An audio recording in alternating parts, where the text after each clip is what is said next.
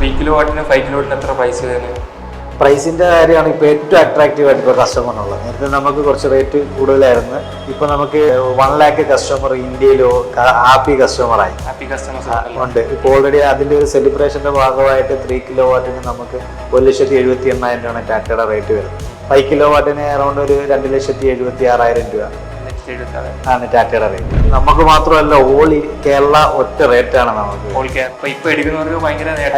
അതിൻ്റെ MNRയുടെ 78,000 സബ്സിഡി കഴിയുമ്പോൾ ഒരു 1 lakh പ്ലസ് പിന്നെ KCBയുടെ ചാർജും ഒക്കെ വരുന്നുണ്ട്.